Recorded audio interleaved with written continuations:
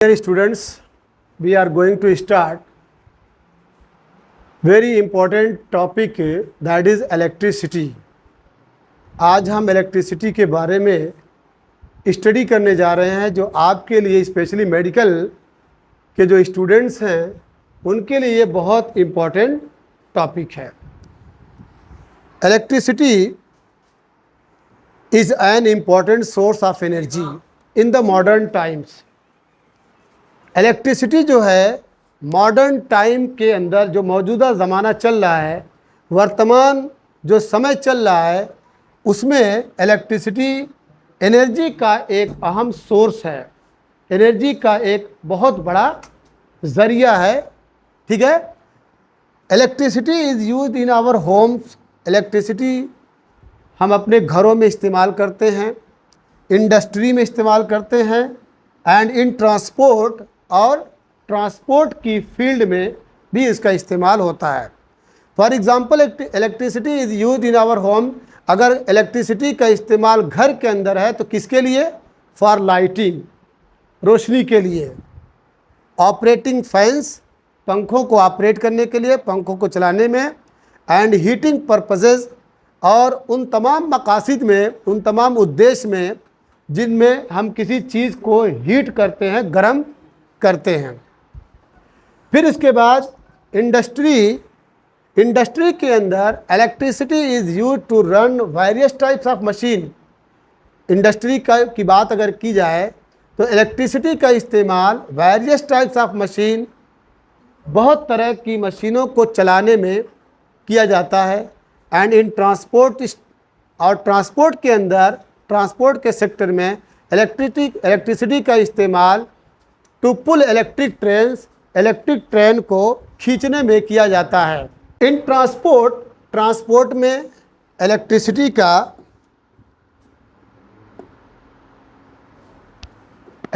का इस्तेमाल किस में किया जाता है? ट्रांसपोर्ट में टू पुल इलेक्ट्रिक ट्रेन्स, जो बिजली से चलने वाली ट्रेन है उसमें इलेक्ट्रिसिटी का इस्तेमाल किया जाता है. इस चैप्टर में हम इलेक्ट्रिक पोटेंशियल के बारे में देखिए, वेरी इंपॉर्टेंट है ये. इलेक्ट्रिक पोटेंशियल क्या है, इलेक्ट्रिक करंट क्या है, और इलेक्ट्रिक पावर क्या है, and heating effect of electric current, और इलेक्ट्रिक करंट के जो हीटिंग इफेक्ट हैं इसके बारे में हम डिस्कस करेंगे. In order to understand electricity, we should first know something about the electric charges. अब इलेक्ट्रिसिटी का जब चैप्टर शुरू होता है तो सबसे पहला जो है इलेक्ट्रिक चार्जेस क्या है, किसको चार्ज कहा जाता है. These are discussed below. ये इसका डिस्कशन नीचे किया जा रहा है. अब यहाँ से आपका मेन पार्ट शुरू होने जा रहा है. Please pay attention. If we bring a plastic comb, अगर आप एक प्लास्टिक की कंघी लेकर आएँ, किसके पास? Near some very teeny pieces of paper, कागज़ के छोटे छोटे टुकड़ों के पास अगर प्लास्टिक की कंघी को लेकर जाएं तो it will not have any effect on them. उस कंघी का उन कागज़ के टुकड़ों पे कोई प्रभाव, कोई असर नहीं पड़ेगा. कन्फर्म? अगर आप प्लास्टिक की कंघी कागज़ के छोटे छोटे टुकड़ों के पास लेके जाएं तो it will not have any effect on them. तो कंघी का कागज़ के टुकड़ों पे कोई असर, कोई इफेक्ट नहीं करेगा. इफ़ हाउ इवर, लेकिन अगर इसके उल्टा, अगर उसके उल्टा the comb is first rubbed, अगर उस कंघी को रगड़ दिया जाए विथ ड्राई हेयर, किससे? सूखे बाल से. यहाँ पे क्लियर करना पड़ेगा कि ड्राई हेयर लिया गया है, वेट या ऑयली हेयर लिया नहीं जा रहा है, बल्कि ड्राई हेयर है. अगर उस कंघी को हम पहले ड्राई हेयर से, सूखे बाल से रगड़े and then brought near that tiny pieces of paper. हाँ, तो बच्चों ये बात हो रही थी कि अगर कंघी को पहले सूखे बाल से रगड़ दिया जाए and then brought near the tiny pieces of paper, उसके बाद कागज़ के छोटे छोटे टुकड़ों के पास लेके जाएं, वी फाइंड. अब यहाँ पे हम क्या पाते हैं कि comb now attract the pieces of paper towards itself. तो अब वो कंघी कागज़ के छोटे छोटे टुकड़ों को अपनी तरफ खींच लेती है. दीज ऑब्जर्वेशन, ये जो प्रेक्षण है, ये जो तजर्बे हैं, ये जो मुशाहदात हैं, आर एक्सप्लेन्ड, इसको हम इस तरह से एक्सप्लेन कर सकते हैं कि इनिशियली, अब देखिए ये क्वेश्चन बन सकता है कि जब हम कंघी को सूखे बाल से रगड़ते हैं तो क्यों कंघी जो है कागज़ के छोटे छोटे टुकड़ों को अपनी तरफ खींच लेती है। तो इनिशियली यहाँ से समझिएगा, शुरुआत में the comb is electrically neutral, शुरुआत में जो कंघी कैसी थी, वो न्यूट्रल थी। न्यूट्रल का मतलब उसके जो पॉजिटिव चार्ज और निगेटिव चार्ज थे आपस में बैलेंस थे, ठीक है, एकदम बराबर थे, इसलिए उसको न्यूट्रल बोला है। So it has no effect on the tiny pieces of paper, इसलिए कागज़ के छोटे छोटे टुकड़ों पे उसका कोई प्रभाव नहीं पड़ा। लेकिन जब कंघी को रगड़ दिया जाता है ड्राई हेयर से, when the comb is rubbed with dry hair, जब उस कंघी को ड्राई हेयर से रगड़ा जाता है, then it gets electric charge. अब देखिए ये आंसर है आपका, ये आंसर है कि क्यों प्लास्टिक की कंघी कागज़ के छोटे छोटे टुकड़ों को अट्रैक्ट कर लेती है जब आप उसको सूखे बाल से रगड़ लेते हैं। बिकॉज जब उसको रगड़ते हैं तो इट गेट्स इलेक्ट्रिक चार्ज, इसके अंदर इलेक्ट्रिक चार्ज पैदा हो जाता है। This electrically charge come exert से, एक्सर्ट्स का मतलब, ठीक है, असर डालना, खींचना, ठीक है। अब ये इलेक्ट्रिकली चार्ज जो कॉम्ब है वो उसके अंदर इलेक्ट्रिक फोर्स पैदा हो जाता है, ताकत पैदा हो जाती है on the tiny pieces of paper, उन कागज़ के छोटे छोटे टुकड़ों के ऊपर इसके पास ताकत हो जाती है को अपनी तरफ खींच ले। इसी तरीके से ग्लास रॉड होती है, एक ग्लास रॉड है, अगर उसको सिल्क क्लॉथ से, सिल्क क्लॉथ रेशमी कपड़ा, एंड एबोनाइट रॉड एक होती है, ठीक है, उसको अगर वूलन क्लॉथ से रगड़ा जाए तब भी उसके अंदर कागज़ के छोटे छोटे टुकड़ों को अपनी तरफ खींचने की एबिलिटी यानी क्वालिटी पैदा हो जाती है। अब इतने चीज़ में आपको ये बताया गया कि जब प्लास्टिक की कॉम्ब, प्लास्टिक की कंघी, ठीक है, जब तक उसको सूखे बाल से नहीं रगड़े होते हैं, कागज़ के छोटे टुकड़ों के पास लेके जाते हैं, तो it will not have any effect on them, तो उसका उसके ऊपर कोई असर नहीं पड़ता। लेकिन जब उसको सूखे बाल से रगड़ देते हैं फिर उसके बाद लेके जाते हैं तो वो कागज़ के टुकड़ों को अपनी तरफ खींच लेते हैं। उसकी वजह क्या है, जब उसको रगड़ते हैं तो then it gets electric charge, उसके अंदर इलेक्ट्रिक चार्ज पैदा हो जाता है। और ये इलेक्ट्रिकली चार्ज्ड कॉम्ब, ये एडजेक्टिव है, यानी वो कंघी जिसके अंदर अब इलेक्ट्रिक चार्ज पैदा हो गया, अब वो कागज़ के छोटे छोटे टुकड़ों को अपनी तरफ खींच लेते हैं। अब इसमें एक सवाल ये भी है कि आखिर ड्राई का नाम क्यों लिया जा रहा है, वेट का नाम क्यों नहीं लिया जा रहा है, ऑयली का नाम क्यों नहीं लिया जाता है। वजह यह है कि जब आपका बाल भीगा होगा या उस पर तेल लगा होगा तो जो रगड़ है, ठीक है, जो फ्रिक्शनल फोर्स है वो घट जाएगा। जब दो चीज़ सूखी रहती है उसमें जो फ्रिक्शनल फोर्स पैदा होता है, ठीक है, हम गीली चीज़ पे फ्रिक्शनल फोर्स उतना पैदा, इसीलिए आप देखते होंगे कि आप ज़मीन पे, अगर ज़मीन गीली ना हो, बहुत आसानी से जम के चलते हैं, लेकिन अगर ज़मीन गीली हो या काई वाली हो तो आप स्लिप कर जाते हैं, क्योंकि फ्रिक्शनल फोर्स घट जाता है। इसीलिए यहाँ पे बोल दिया ड्राई हेयर। क्लियर। यहाँ पे बच्चों एक क्वेश्चन ये है कि आखिर हम प्लास्टिक की कॉम्ब को, जो प्लास्टिक कॉम्ब, प्लास्टिक की कंघी है, क्यों ड्राई हेयर पे रगड़ते हैं। तो उसका आंसर ये है कि व्हेन हेयर इज़ वेट, जब बाल आपका गीला होगा, भीगा होगा, तो the friction between comb and hair, तो कंघी और बाल के बीच में जो फ्रिक्शन है, जो रगड़ है, वो इज रिड्यूस्ड, घट जाता है, कम हो जाएगा, जिसकी वजह से leading to less charge transfer, जिसकी वजह से चार्ज एक जगह से दूसरी जगह जाना पॉसिबल नहीं है। और wet hair is more slippery, जो वेट हेयर होता है वो मोर स्लिपरी होता है, ठीक है, फिसलने वाला ज़्यादा होता है, जिसकी वजह से कॉम्ब और हेयर के बीच में फ्रिक्शन फोर्स घट जाता है। अब इसके बाद टाइप्स ऑफ इलेक्ट्रिक चार्जेस हैं। इलेक्ट्रिक चार्जेस कितने प्रकार के होते हैं। It has been found by experiment that there are 2 types of electric charge. तजर्बे से ये पाया गया है कि इलेक्ट्रिक चार्ज 2 तरह के हैं। कितने? 2 टाइप्स ऑफ इलेक्ट्रिक चार्जेस। एक पॉजिटिव चार्ज है, एक पॉजिटिव चार्ज, और दूसरा निगेटिव चार्ज है। ये एक्सपेरिमेंट से पाया गया कि दो तरह के चार्ज हैं, एक प्लस है और दूसरा माइनस है। कन्फर्म। और आपको मालूम है कि एटम, जिसको कहा जाता है कि atom is the smallest particle, ठीक है, which can't be seen by our naked eyes, ठीक है। तो एटम के अंदर इलेक्ट्रॉन, प्रोटॉन और न्यूट्रॉन पाए जाते हैं। बोलिए। तो इलेक्ट्रॉन निगेटिवली चार्ज पार्टिकल है और प्रोटॉन आपका पॉजिटिवली चार्ज्ड पार्टिकल है। तो यहाँ पे है मैटर एनीथिंग दैट कैन, ठीक है, occupies space having mass and volume. Clear. तो यहाँ पे it has been found by experiment से ये पाया गया है, साइंसदानों ने बताया है कि there are two types of electric charges, दो तरह के इलेक्ट्रिक चार्जेस होते हैं, positive charges and negative charges. By convention, ये देखिए एक ऐसा वर्ड है जो आपको अक्सर फिजिक्स में बोला जाएगा। बाय कन्वेंशन का मतलब होता है एक सिलसिला जो चला आ रहा है, एक रिवायत जो चली आ रही है, ठीक है, जो ज़माने से चला आ रहा है। The charge acquired by a glass rod, एक ग्लास रॉड है और एक सिल्क क्लॉथ है। तो एक्सपेरिमेंट से बच्चों ये पाया गया है कि there are two types of charges, दो तरह के, two types of electric charges, एक पॉजिटिव चार्ज और एक निगेटिव चार्ज। बाय कन्वेंशन, ठीक है, ये बाय जो कन्वेंशन है, ट्रेडिशन, कन्वेंशन किसको कहते हैं? ट्रेडिशन, एक रिवायत है, एक सिलसिला चला आ रहा है। The charge acquired by a glass rod, glass rod के द्वारा जो चार्ज प्राप्त किया गया है, कब? जब उसको सिल्क कपड़े से रगड़ा गया है।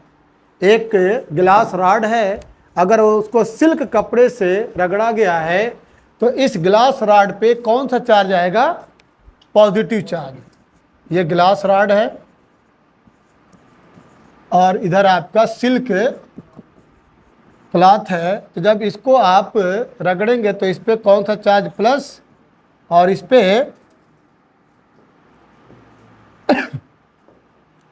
पे प्लस चार्ज और इस पे माइनस चार्ज। उसी तरीके से जब एबोनाइट की रॉड को, एबोनाइट की रॉड को किससे? वूलन क्लॉथ से जब रगड़ेंगे तो एबोनाइट पे निगेटिव चार्ज आएगा और वूलन क्लॉथ पे पॉजिटिव। आसानी के लिए आपको एक ट्रिक बता रहा हूँ। एबोनाइट का पहला लेटर क्या है? ई है, तो ई से इलेक्ट्रॉन होता है, यानी इस पे इलेक्ट्रॉन, ठीक है, तो ई निगेटिवली चार्ज पार्टिकल होता है। तो आपको ये आसानी रहेगी कि कोई पूछे कि एबोनाइट की रॉड को वूलन क्लॉथ से अगर रगड़ा जाए तो एबोनाइट पे कौन सा चार्ज आएगा? निगेटिव चार्ज आएगा। क्लियर।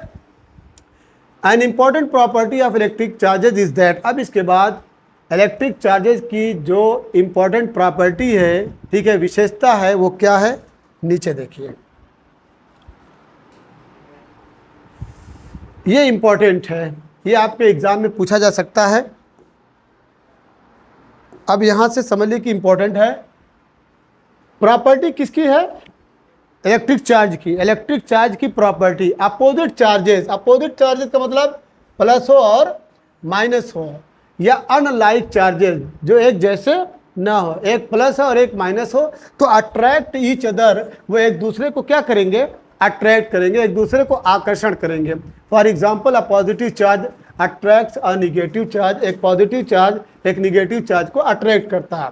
तो आपको याद रखना है कि opposite charges attract each other, opposite charges एक दूसरे को क्या करते हैं? अट्रैक्ट करते हैं। जैसे यहाँ पे आप देखे होंगे कि सोडियम पे प्लस चार्ज रहता है और क्लोरीन पे निगेटिव चार्ज रहता है, तो ये दोनों एक दूसरे को अट्रैक्ट करके क्या बना देते हैं? NaCl बना देते हैं, सोडियम क्लोराइड बनाते हैं। उसके बाद similar charges, like charges, similar charges का दूसरा नाम क्या है? Like charges repel each other, एक दूसरे को प्रतिकर्षित करते हैं, मतलब सटने नहीं देते हैं बल्कि एक दूसरे को दूर भगाने की कोशिश करते हैं। फॉर एग्जाम्पल, एक पॉजिटिव चार्ज है, ठीक है, वो रिपेल करता है एक पॉजिटिव चार्ज के, या एक निगेटिव चार्ज दूसरे निगेटिव चार्ज को रिपेल करता है। क्लियर। प्लस माइनस अट्रैक्ट, और माइनस माइनस या प्लस प्लस रिपेल करेंगे। अब इसके बाद ये ना भूलिएगा जब तक कि आपका ठीक है, 12th का एग्जाम खत्म ना हो जाए। The SI unit of electric charge is coulomb. Electric charge की जो एसआई यूनिट है, एसआई का full form system, international system. तो जो इलेक्ट्रिक चार्ज की एसआई यूनिट है वो क्या है, कूलाम है, which is denoted by letter C, जिसको हम लेटर सी से दिखाते हैं। We can define this unit of charge as follows. अब क्वेश्चन पूछा जाता है कि 1 कूलाम किसको कहते हैं, 1 कूलाम किसको कहते हैं। 1 कूलाम, देखिए 1 coulomb is that quantity of electric charge. 1 coulomb electric charge की वह क्वांटिटी है, क्वांटिटी मीन मात्रा, मिकदार, ठीक है।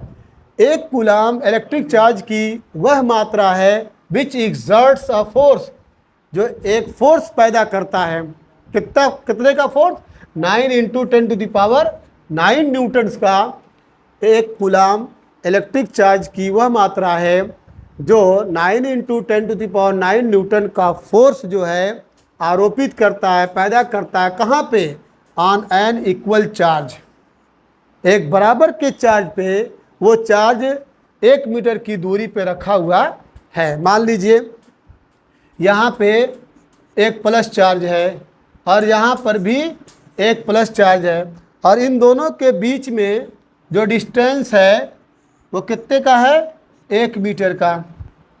दोनों के बीच में दूरी 1 मीटर का है। या यू में आल्सो, अगर दोनों, ये माइनस चार्ज है, ये भी माइनस चार्ज है, और उन दोनों के बीच की दूरी कितनी है, 1 मीटर है। मान लीजिए इसका नाम ए दे दीजिए, ए है और बी है, ठीक है, और इसका नाम दे दीजिए सी है और ये डी है। तो ए और बी के बीच में कितना फोर्स लगेगा, 9 × 10⁻⁹ न्यूटन, ठीक है। तो 1 coulomb is that quantity of charge which exerts a force of 9 × 10⁻⁹ newton on an equal charge placed at a distance of 1 metre from it. अब इस डिफिनीशन को आप याद कर लीजिएगा, ये definition must be on the tips of your tongue. उसके बाद यहाँ पे है भी, now know that all the matter contains positively charge particle called. हम इस बात को जानते हैं कि सभी मैटर, मैटर किसको कहते हैं, matter is that which occupies space, जिसमें स्पेस होता है, जिसमें मास होता है, जिसमें वॉल्यूम होता है, कोई ना कोई, ठीक है, जो जगह घेरता है। तो हम इस बात को जानते हैं कि सभी मैटर में क्या होता है, पॉजिटिवली चार्ज पार्टिकल होता है जिसको प्रोटॉन कहते हैं, निगेटिवली चार्ज पार्टिकल होता है जिसको इलेक्ट्रॉन कहते हैं। एक प्रोटॉन पे कितना चार्ज होता है, 1.6 × 10⁻⁹ कूलाम, किस पे, प्रोटॉन पे, और उतना ही निगेटिव चार्ज होता है किस पे, इलेक्ट्रॉन, उतना ही निगेटिव चार्ज होता है किस पे, इलेक्ट्रॉन। अब आपको याद रखना है कि प्रोटॉन पे जो चार्ज है 1.6 × 10⁻⁹ कूलाम, और इलेक्ट्रॉन पे जो चार्ज है वो -1.6 × 10⁻⁹ कूलाम। क्लियर। अब यहाँ पे एक चीज़ वेरी वेरी इंपॉर्टेंट है कि यूनिट ऑफ इलेक्ट्रिक चार्ज को क्या कहते हैं, कूलाम कहते हैं। इलेक्ट्रिक चार्ज की यूनिट क्या है, कूलाम है। ये इज़ मच बिगर, ये बहुत बड़ी होती है, ठीक है, then the charge of a proton and an electron. Coulomb जो है एक प्रोटॉन और इलेक्ट्रॉन पे जो चार्ज है उससे बहुत बड़ा होता है। क्लियर। अब वो इस एग्जाम्पल से क्लियर हो जाएगा कि एक कूलाम कैसे एक प्रोटॉन या एक इलेक्ट्रॉन का जो चार्ज है 1.6 × 10⁻⁹ कूलाम से कैसे बड़ा है। चलिए यहाँ पे पहला, calculate the number of electrons constituting 1 coulomb of charge. एक कूलाम चार्ज में कितने इलेक्ट्रॉन होते हैं। तो बच्चों एक फार्मूला याद रखिएगा, Q इज इक्वल टू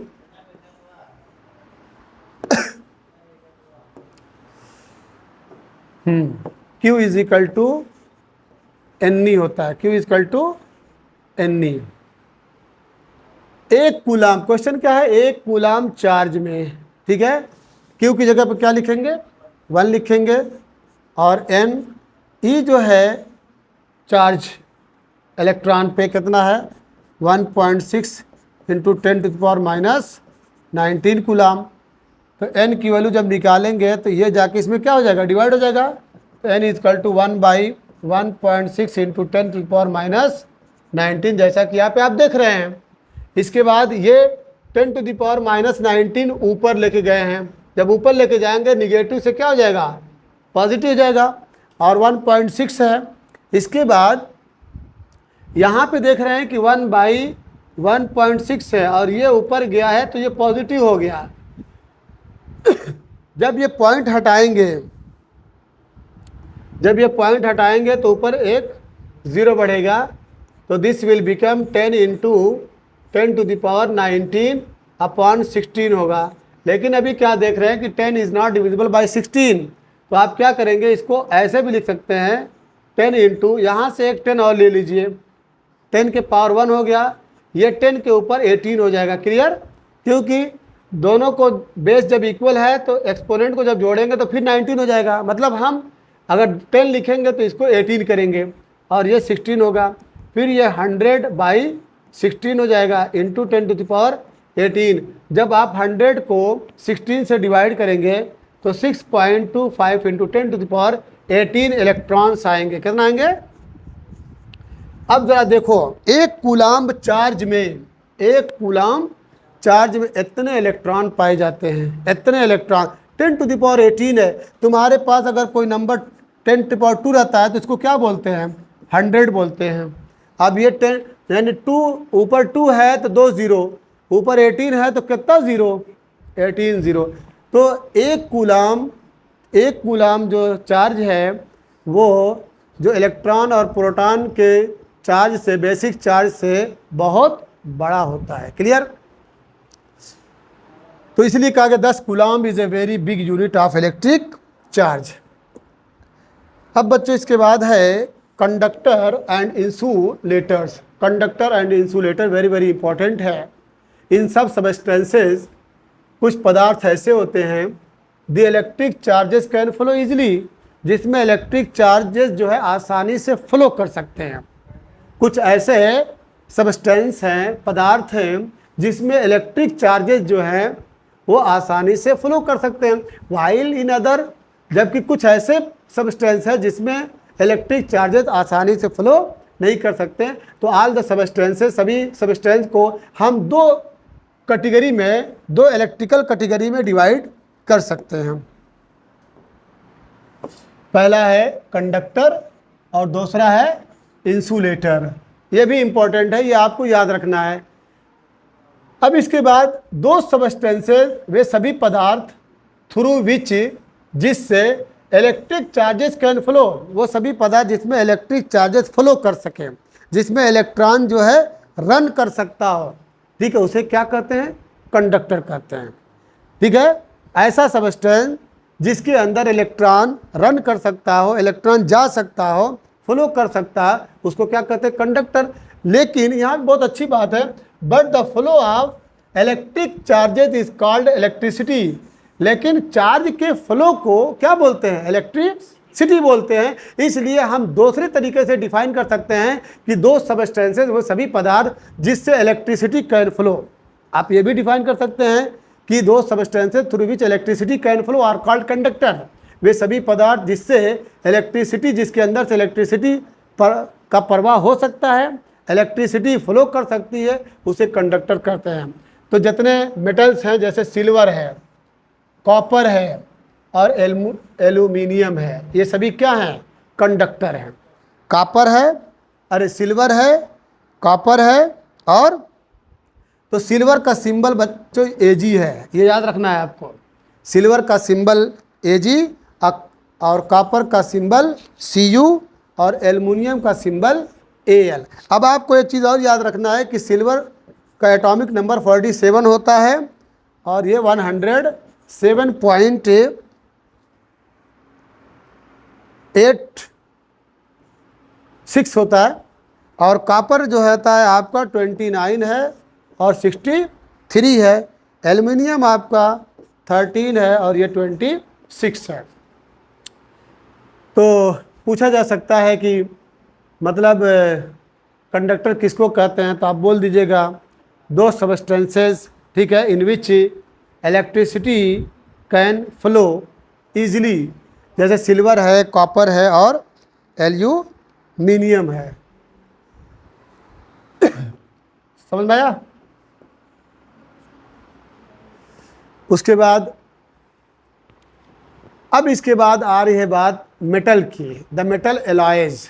ये वेरी वेरी इंपॉर्टेंट है, मेटल एलॉयज। आपका मेटल एलॉयज किसको कहते हैं? मेटल एलॉयज, इसे एलॉय किसको कहते हैं? ठीक है, ये इंपॉर्टेंट है। देखिए यहाँ पे ये वेरी वेरी इंपॉर्टेंट पॉइंट है, the metal alloys. Metal alloy किसको कहते हैं? एलॉय किसको कहते हैं? N alloy is a solid mixture. Alloy क्या होता है? सॉलिड मिक्सचर है, सॉलिड मिक्सचर है। किसका? बोलिए। ऑफ टू आर, हाँ, मोर एलिमेंट, मतलब दो या दो से ज़ायद एलिमेंट का एक सॉलिड मिक्सचर है। यूजुअली वो आमतौर से क्या होते हैं? मेटल्स होते हैं।